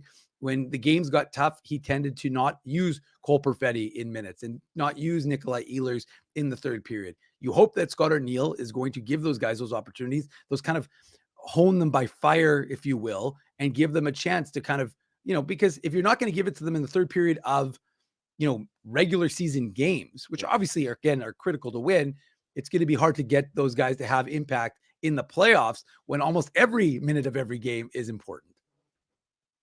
Yeah. You're right. You have to, that's the difference is there's going to be more growing pains, but those growing pains will then should ultimately benefit you later on in the year. I do think that, probably in hindsight, Rick Bowness might say that he mishandled Cole Perfetti, but that's, lots of coaches don't like young players. They don't because they can't trust young players. But Drew, I don't think it was that Bowness didn't like Perfetti. Perfetti was struggling, guys. It's as he would he go 20 games without scoring a goal? Yeah, and let's reiterate what we said earlier in the show talking to Jeff Hamilton. We are all big fans of Cole Perfetti on this show. We think his NHL future is very bright. But last year he was going through I hate to use it, but it was like a sophomore slump, right? Like he was going through, it was the second full NHL season, and he was going through growing pains, and he wasn't putting the puck in the net, and he just didn't look the same. Then towards the end of the season, he started to play better. And I thought actually he looked really good in game 5. I think it was game 5 versus Colorado. And then he got demoted to the fourth line. But I think Perfetti is going to be fine. I think that, you know, they're going to be younger. And I saw a comment earlier about Brad Lambert. Where does he fit in? My answer, Dave, is I think the Jets are going to give him every opportunity in training camp to win a top 6 wing role. I really do think that's where they see him, on the wing to start the season. And then, you know, as his career evolves, you know, maybe he turns into a center, but maybe you disagree. But I think they're going to give him every opportunity in training camp to win a top 6 wing role. You know, he's going to have every opportunity, I think, to win a spot on the Jets. I'm not even, you know, if he comes in and, you know, takes that second line center role, I mean, that's where they've been grooming him.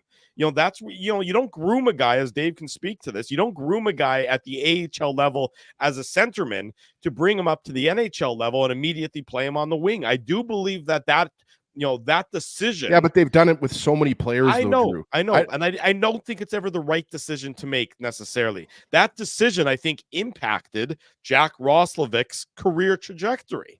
I think that he was comfortable in that center role. The team brought him up and they put him on the wing, and all of a sudden, everything that you've been building towards, well, you're now having to shift and try something else. There's a big difference, though, being a 2C in the NHL versus being a 1C in the AHL. And I'm not saying that this isn't a knock on Brad Lambert. I'm a big fan of Brad Lambert. I'm just saying, like, to expect him with no NHL experience to step in and now go up against other teams' second line center or third line center or whatever. I'm just saying, I think Lambert might be better suited to start his NHL career on the wing. That's all I'm saying. I'm not saying that he can't be an NHL center. He can't play center at the NHL level. I'm just saying let's not forget he's 19 years old, right? Like it's a very reasonable comment. 20 years I old. understand logically. I understand logically why you say it and why you feel that way. And I have time for the argument.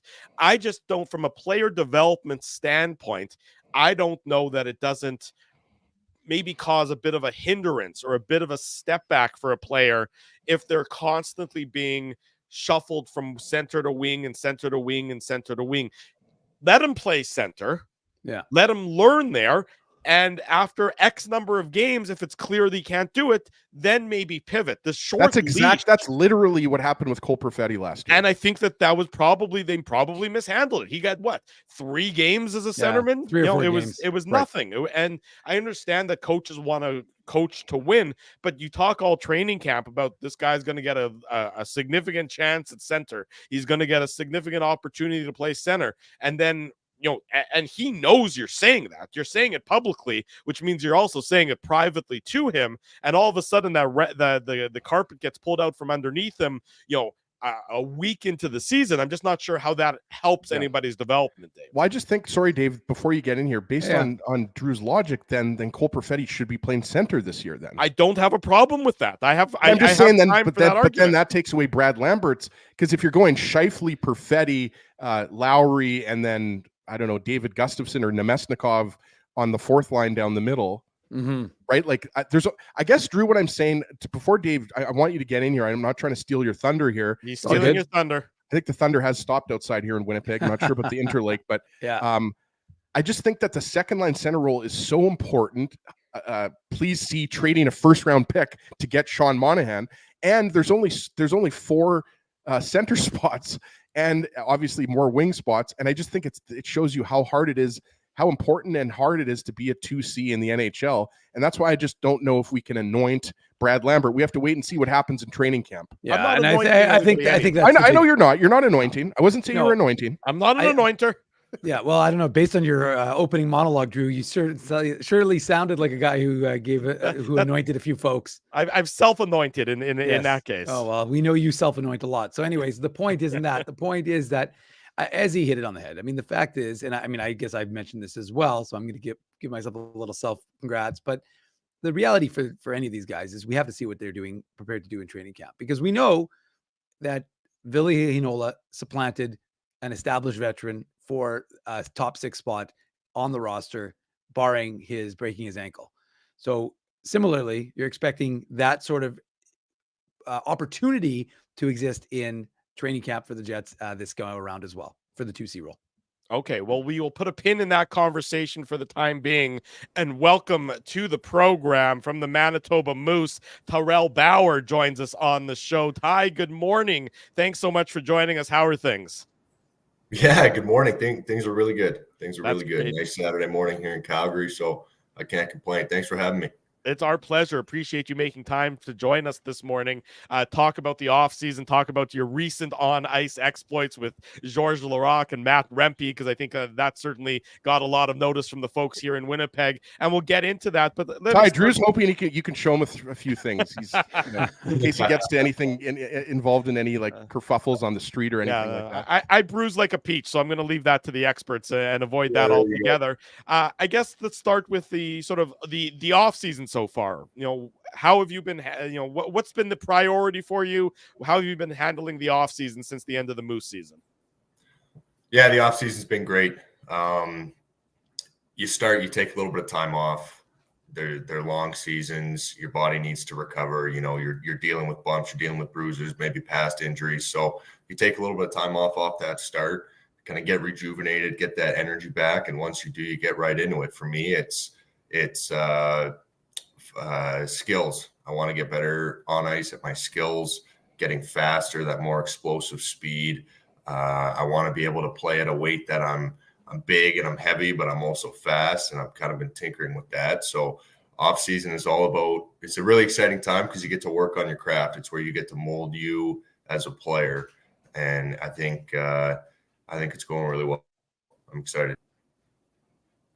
Tyrell, before we get more into the hockey questions, I mean, we got to talk about, it's the Stampede in Calgary, right? There's a couple days left. I think I was going to ask you, do you attend that on a regular basis? Like, I've been to Calgary obviously before, but I've never gone to the Stampede. My wife used to live in Calgary, but what's it like for you and your family? Like, is that something you guys always went to? Yeah, well, you gave me the early morning call tonight, so I was in bed nice and early, but no. So yeah, the Stampede's great. I mean, people fly in from all over the place. Lots of friends. It's kind of a time to almost meet up with old buddies and people from down the line. So it's a really cool time. I actually haven't been this year. I stayed away the first weekend. It gets a little crazy for sure. Just with the amount of people there and all that. So I stayed away, and then I was out of town for a bit, and now I'm just getting back in. So we'll see how this weekend goes, but really cool time to meet up with people that you haven't seen in a long time. Ty, one of the things that we see in the AHL is a lot of turnover. And this year you guys have some guys who have left the organization.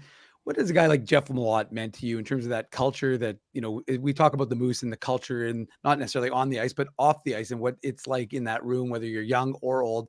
But what is a guy like Jeff, who gets a 2-year deal with the Kings organization? What did he mean for you as a young guy coming into this, into the Jets Moose organization? Yeah, Dave, when I think of Jeff, I think of the ultimate team guy. He was fantastic to me coming in, and all of my peers too, around the same age. Doesn't matter where you were from, if it was overseas, if it was Canadian American, none of that stuff mattered. He tried to include everybody into what guys were doing, into what the team was doing. He had a big voice in the room. His play, spoke for itself, and third or fifth all time in goals or something rather like that. I have a lot of respect for Jeff, and I wish him the best moving forward.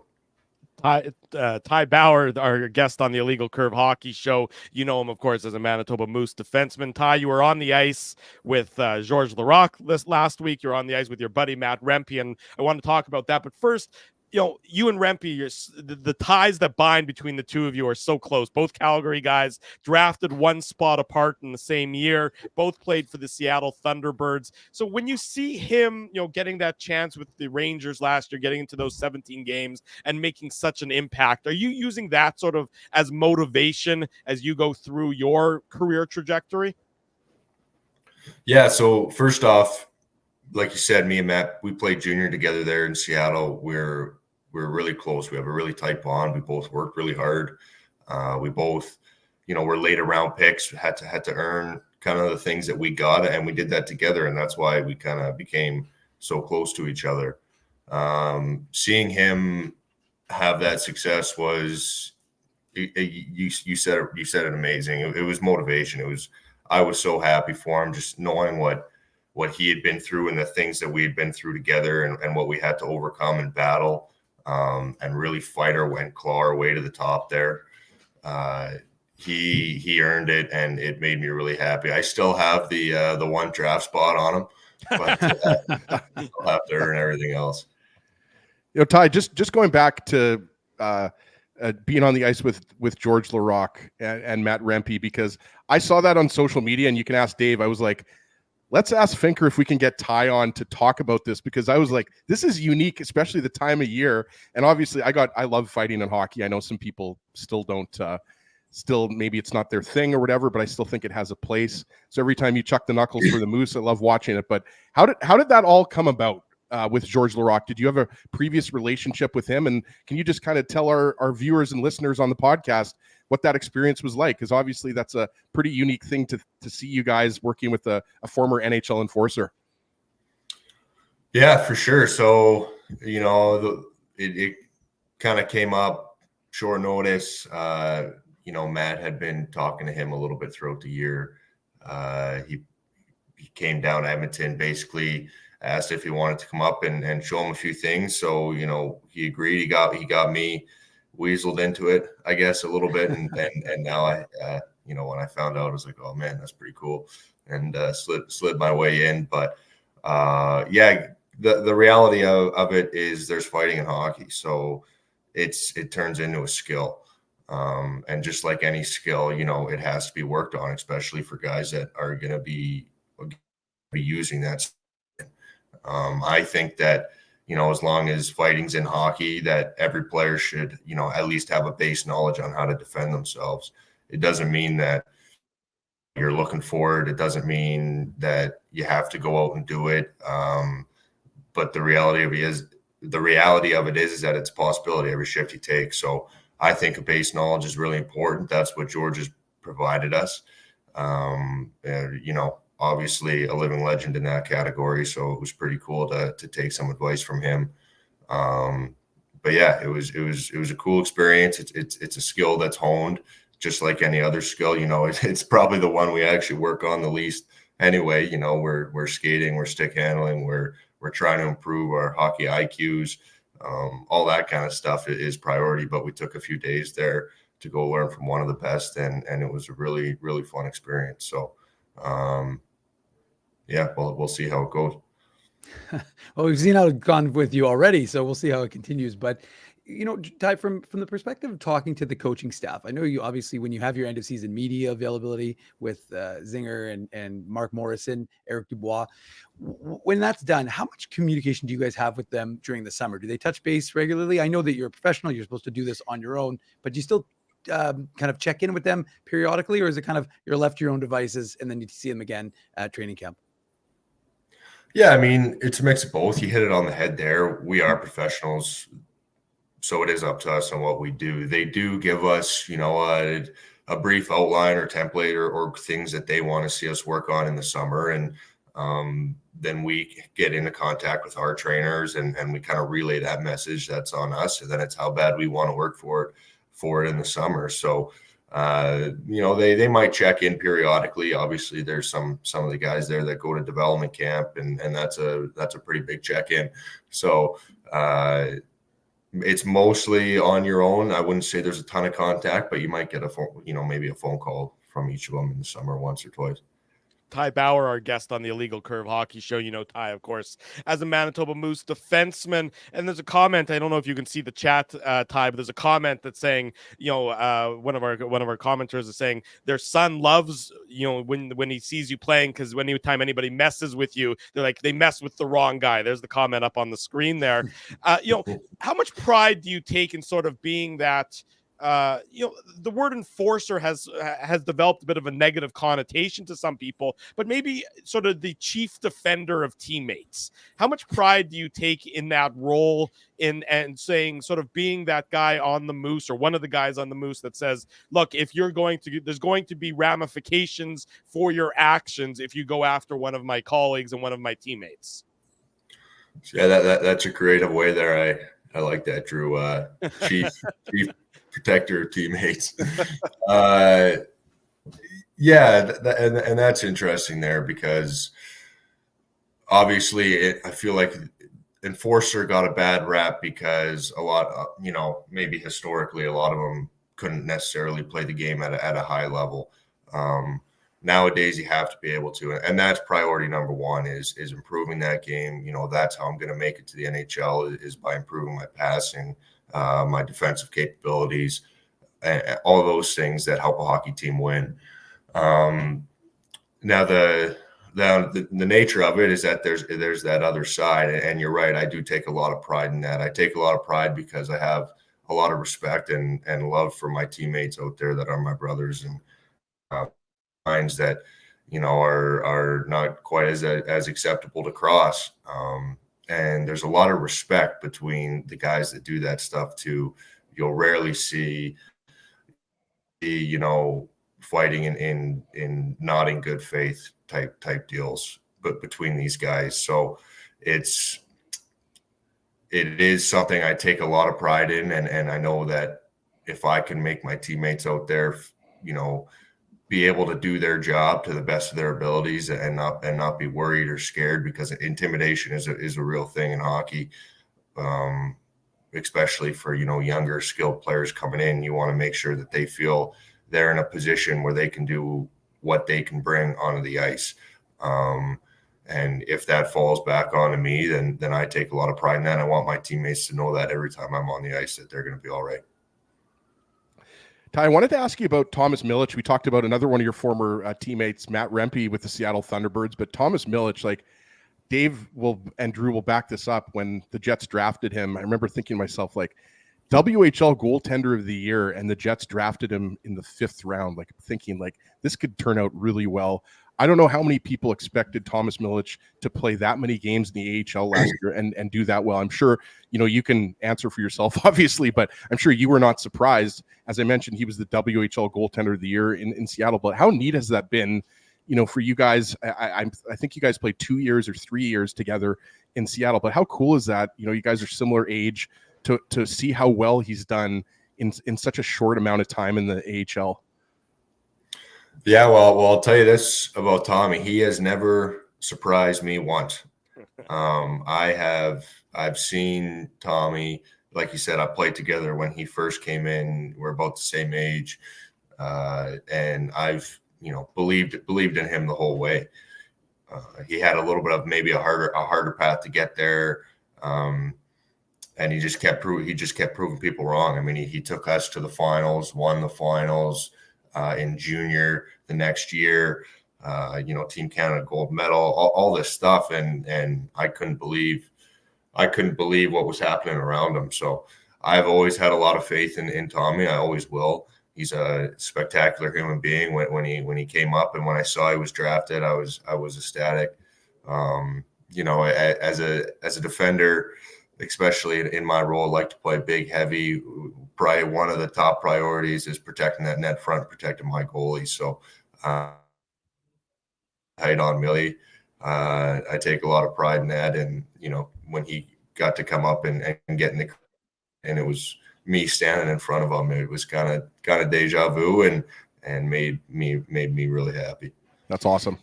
Ty, we know you're a big part of the AHL club, and that when you're with the Moose, you're focused on, doing whatever you can to help that team win. But of course, like all young players, you want to be in the NHL, and there's nothing wrong with that. So from your point of view, what do you need to get to that next level? What do you need to get your game become a guy who can become a regular in the NHL with the Jets? Yeah, for sure. I would say for me, the biggest thing is consistency. I have to be able, you see those NHL guys, I mean, they're day in, day out, every single night, they are playing at their peak. They might have off days here and there. Yeah, everybody does, but it's a very short window for that. Between that and, it's skills for me. It's passing, shooting, it's breaking pucks out cleanly and effectively, being able to read plays off the rush and a little bit faster or time my hits, maybe a little bit better to stay in position.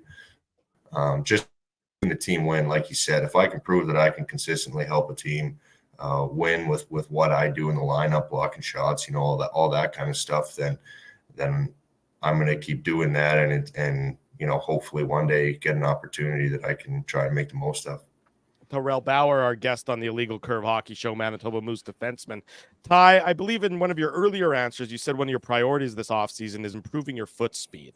And, maybe for our audience, what sort of drills, how do you improve foot speed? I mean, for me, my foot speed is not getting any faster. It's only Drew getting can't slower skate backwards, Ty. at this That's point in time. Exactly. Never mind. My foot speed on land, never mind on skates, isn't improving. But from, a hockey player's perspective, what are the drills? What are the off-ice routines you're going through, or on-ice routines for that matter, to help you improve that foot speed, to help you take that next step forward on the foot speed, in improving that? Yeah, that's a good question. A lot of it is based around, your relative power output. And, not the science guy. I pay people to do that, but there are, some formulas and things of that nature that you use to figure out how much power you're putting versus your relative strength. So you're really trying to up that power output so that your first three strides can be faster. You're a little bit more explosive, a little more fast twitch, and every body's different too. So some guys have it a little more naturally, some guys don't. But definitely things like that, jumping, moving weights, with speed. There is also a strength phase typically where you push heavy weights to build that strength, and then move them fast after that to try to build that up. So there's that portion that is pretty in detail. And then on the ice, it's just a matter of doing drills that are specific to you and your position that are going to help you move forward. There's less emphasis on flow drills and things like that, and even battle drills. Usually your first battle's not until camp time, which gets me a little antsy because I don't get to throw any cross check or things of that nature. But it's a great opportunity to work on skills and really improve that area of the game, and take pride in trying to improve that area of the game and the way you think about it too, trying to think about how do I get the puck from this spot to this spot, more effectively, that skill. And it's a great opportunity to do that, both mindset and physically. Ty, 2 years now in Manitoba. What's it like off the ice for you here in Winnipeg and getting to become part of this community? Yeah, I love it. I love Manitoba. I love Winnipeg. I grew up in, a small town with a really strong sense of community. So to me, that is really important. And when you can go out and interact with people on a daily basis and kind of build these relationships, it brings me a lot of joy and a lot of pride to be able to put on a Manitoba Moose and hopefully one day a Winnipeg Jets sweater. So it's going really well, and I can't complain at all.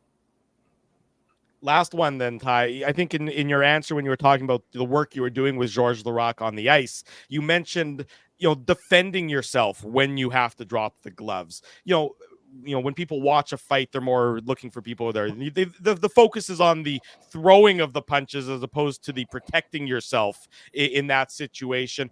What sort of drills, or what was Georges teaching you about sort of defending yourself when you do have to drop your gloves, and how much of a factor and how important is that when you are in the midst of a fight on the ice? Yeah, it is hugely important.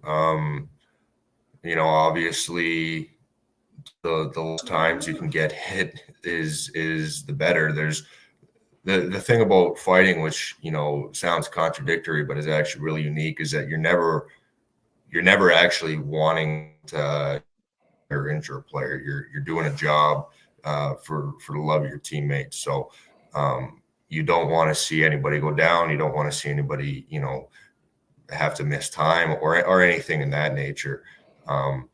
So when you can defend yourself and have your eyes up and see what's coming at you and maybe be a little smarter when you go in, it's really just a mindset, and it goes a long way. So you never want to see another guy go down, and at the same time you know that's a risk that can always happen. So you gotta be smart enough to defend yourself and calm enough to deal with that. I know you never want a player to be injured, but Ty, I got to say, I would love to see, how many seconds Drew could just stand up with you if you grabbed him. Like I bet he would probably go down within a second. I don't get me wrong, Ty. I wouldn't last very long against you either. Come on. But I mean, I would love to. I would actually pay hundreds of dollars just to. And see we'll sign whatever waiver you escape. need, whatever waiver. It's well, the unique part about it, fellas, is that the age-old saying is it only takes one. So it doesn't matter who it is or who you're against. Even if you're outmatched, you just got to get lucky with one. So. Well, Ty, I'm gonna ask the last. I promise you, I'm not getting lucky with any. It doesn't matter. I'm just glad we have you in the Jets Moose organization because you're tough as nails. And like I said, I still think I agree with you. Even though maybe fighting is down a little bit, you still have to be able to protect your teammates. So I think I speak for all fans of the Moose and Jets that we're happy that we got you on our side. Well, Ty, hold on, but I'm going to ask the hard last question, and it's actually from Matt Hyman, who's in the chat. But he says, "Are you ready for an even bigger role in the Moose holiday video next year?" That is a good question. You know what? Jed. With the Jeff leaving, it might be. I don't know. We'll have to have some discussions with management, and maybe I'll have to call my agent and see where we stand in that regard. But. No, I'm just kidding. Yeah, those are fun. Those are fun videos. I can't wait to see what our media team comes up with next year. I don't know what this means, Ty. I'm not sure it's a compliment towards me, but some of the people who are watching the show are now contributing money to you pounding on me a little bit. And if we ever get that opportunity, well, that's which for the record, we will not get that opportunity. For the record, T. Conapoli is Tyrell Bower's number one friend, yes, number one fan. Sorry. Yeah. Thank you, T. Cona. I really appreciate all the support. Just want to say that. Yeah, Ticona, you and I are going to have a beef if you're paying people to beat me up. I'm pretty sure there's a crime there. We'll give all the money to a good charity, Drew. It'll be worth it. It'll definitely be worth it. Tyrell Bower, thanks so much for joining us this morning. Have a great rest of your off season. We look forward to seeing you back here in Winnipeg, and we'll do this again real soon. Yeah, hey guys, I had a lot of fun. Thanks. We'll see you soon. Take care. Thanks so much. There he goes. That's a great interview. That's a way. Now that's an interview. That's a way to wrap up the season finale edition of the Illegal Curve Hockey Show. I meant what I said though. I mean, Dave watches the Moose more than anybody. We say that all the time, but he doesn't lose fights. No, he's tough. He's tough and a good guy, and also good on Ty for joining us a little bit earlier there in Alberta during Stampede weekend. But a great guy. Like I said, I texted Dave earlier this week to see if we could get Ty on because T. Conapoli's not the only fan of Tyrell Bower. I'm a big fan as well, and just a good guy. So good on him for kibitzing with us and joking. I just the image of Drew of Tyrell. Not going to happen. Drew, these are the things I dream about. Tyrell Bower pounding Drew on the ice. It wouldn't be on the ice. It would just he'd walk up to him and just punch, just one punch. I'd be turtling immediately. Look, I'm 40. I'm almost 43 years old. I'm not about to be getting into any fights with anybody. Never mind with 20. How old's Ty Bower? 22, 21, 22. Yeah, Drew, you don't look a day over 41, by the way. Thank you, Ezzy. It's because I shaved. It's you can't see the gray right now. Is all it is. We'll take our final break. We'll come back. We'll wrap the 2023-24 editions of the Illegal Curve Hockey Show. Don't go anywhere. Keeping Winnipeg laughing for over 30 years. Rumors, Canada's longest running comedy club, bringing you the biggest laughs from the best comedians on the planet. Jerry Seinfeld, Chris Rock, Jon Stewart, Dennis Miller, Brad Garrett, the greats, and all the up-and-comers too. When was the last time you laughed out loud? Make it a great night out with friends or book your office or birthday party. Even a fundraising event at Rumors. Get all the details and dates on upcoming shows at rumorscomedyclub.com. The game can change just like that. Accidents happen when you aren't protected. So now what? Getting to your injury quickly can make all the difference. Help prevent them from being game changers with Linden Market Dental Center. Bonding, crowns, bridges, and dental implants. State-of-the-art treatments are available to help you get back in the game. To learn more, visit lindenmarketdentalcenter.com. Creating smiles for life. It's all over, folks, and the run has come to an end. You'll be so far away. A Canadian team hasn't won the Cup in over 30 years. And the Cup will stay south of the border. Maybe it's time we try something different. This playoff season, let's cheer with the fans we've always cheered against. Team up for the Cup at Boston Pizza. We did it again! You're on fire, man. There's power in a handshake. After a great game or great deal, it shows professionalism and respect.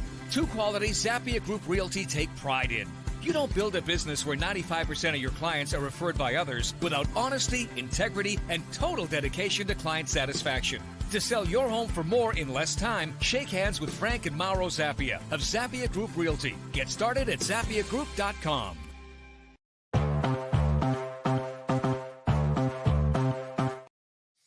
You know why I'm never going to fight? Why? In general, Ty Bower, anybody, why I just try to avoid fights at all times. A couple of nights ago, I woke up in the middle of the night. Something startled me, so I woke up, just shot up in bed and managed to hurt myself just sitting up in bed. So that is why I'm not about to fight anybody. And you also have very small thumbs. Well, because you'd be pulverized into a bloody pulp, and self-preservation kind of comes into effect at some point. There's a litany of reasons as to why I'm not going to fight. Many of them are logically based, but yes, most recent reminder about why I'm not going to fight is because I literally injured myself sitting up in bed, and it's now been 3 days of pain in my neck, in my shoulder, and right over here that is causing me some grief. So fighting is not in the cards for me. You have to ask Laura for a massage. That's what's got to happen here. Yeah, no, she's been very sympathetic. I mean, I appreciate that, but still, it's not going to be. It's not improving anytime soon. It's true what they say about once you turn 40, you end up just having you just have general pains more often. Like you just wake up and you've got a pain in your back or your leg or something, or you sit down on the couch for an hour or 2 hours or 4 hours. And you get up or 4 hours. Last night I was on the couch for 4 hours watching that Bombers game. I know what you're saying. We're not as young as we used to be, and you got to look, Drew, your body's a temple. Did bike to the Bomber game last night, though. I did bike to the Bomber game. That's a little too granola of you, Drew. Did you remember to wear your helmet, though? Oh, I will. Look, far be it from me to be preachy, but the number of people who don't wear their bike helmet me, wear your helmet, folks, is absolutely astounding. And I mean, granted, I don't set a good example for the youth. The youth have to see us wearing the helmets so they know that it protects your dome, right? And again, it's not like I'm messing up my hair, so that's not a factor that I really have to consider or anything. But the fact that there's so many people not wearing their bike helmet to me is just. It's just so troubling. I mean, look, yes, I'm especially on these insane roads in Winnipeg. Well, I'm a pretty good cyclist. I can handle myself on the bike, but watching Drew do a right turn signal. Oh, his right turn! It's such a crisp right turn signal. In any event, wear your helmet. I'm better with the lefts. I like a straight. Do they still have bike days in school? They did last year. My daughter had a bike day at school where they sort of they showed her. I always remember looking forward to bike day in grade school. It was always fun. And bus ridership. Loved a good bus ridership day. They definitely loved jumping out of the back of that bus. Yeah, but anyways, wear your helmet is the point. We need you back here. Yes. Next year, September 7th, we need you back here for the next edition of the Illegal Curve Hockey Show. We need you healthy. We need you, without a traumatic brain injury, if at all possible, because we already have enough traumatic brain injuries among the three of us that we need the audience at full bore and at full speed to compensate for our insanity. So that's what we need. That's where we're going to be back. It's Banjo Bowl Saturday. So that's about 7 weeks or so from today. That's going to be the return of the Illegal Curve Hockey Show for the 24-25 season. This machine just rolls on no matter how many times we try and take it off the tracks. It gets back on those tracks and keeps on churning. And we look forward to it churning some more come September 7th, the 24-25 debut episode of the Illegal Curve Hockey Show. And then, of course, 16th season of the show, the litany of post-game shows. Yeah, we're going to buy Sweet 16. We're going to buy Drew a pink convertible for the Sweet 16 year. Well, I think Molly Ringwald is available to join us on the show to celebrate the Sweet 16, or it's probably on Cameo, to be honest. We'll have to check that out. See if we can, pool some of the money that's being spent on getting people to punch me. Instead, we'll get a cameo from Molly Ringwald and celebrate our Sweet 16 instead. There you go. Joe from Winnipeg. Always wear a helmet on he always wears a helmet on his bike. He's had too many close calls. Don't have close calls. Keep your I don't head let safe, my kids folks. go on their scooter or their bike without their helmet. That's something that we don't joke about on the Illegal Curve Hockey Show. We are going to get preachy about that. It's going to be about keeping your head safe, because that's how we want you all to be safe and happy and sound and everything else. Go ahead, Dave. Final word to you. And that's Guy, not Guy. No, it's Guy, actually. Yeah, that's what I said. I know. Actually, they said Guy. Guy's Guy's a great guy, actually. That's our guy. His name is Guy. Yeah. One of the security guards at I listened to the show last week when you guys were talking about Guy. But it's funny because everybody knows him because he's always, whenever the Jets do those walking videos, the guys walking into the arena, Guy is always in the background. I'll be kind of honest. Except for the ones where Jamie Thomas is squished against the wall trying to avoid the camera shot. I'm kind of jealous of Guy's name, like Guy Wild. That's a pretty awesome name. I think Guy Ginsburg just rolls off the tongue also, if you want to change your name. Hey, By the way, Guy Ginsburg. Next year, we're going to change everything to be Drew Mandel, Dave Minuk, and Guy Ginsburg.